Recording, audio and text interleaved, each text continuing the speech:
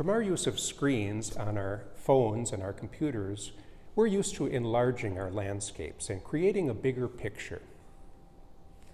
That's what our readings do for us on the first Sunday of Advent this year, with the notion of God's coming to save us.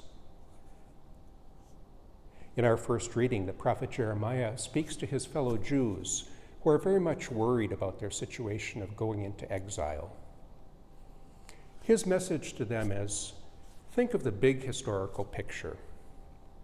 God's ancient promises to us are more than valid still, and they will involve not just a spiritual salvation, but an earthly one too. God will inaugurate a reign of justice for all people. In our second reading, Paul speaks to us from part of the greatest missionary endeavor ever, when he himself took the gospel far beyond the borders of national and ethnic conceptions of salvation. He was part of taking the gospel into a much bigger world, a much bigger picture.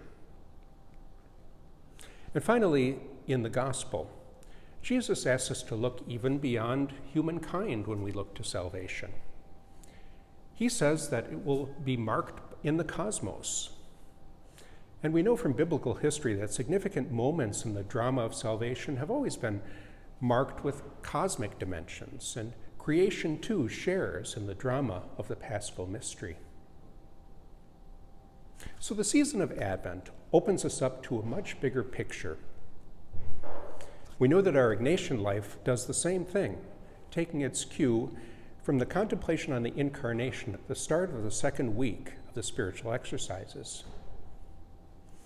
At that time, we join the Holy Trinity at looking at the whole world with its crying needs and its great potential.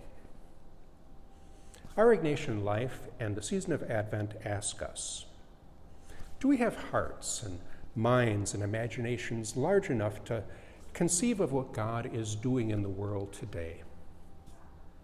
And do we have the desire and the courage to join him in that work? Thanks, and all good wishes.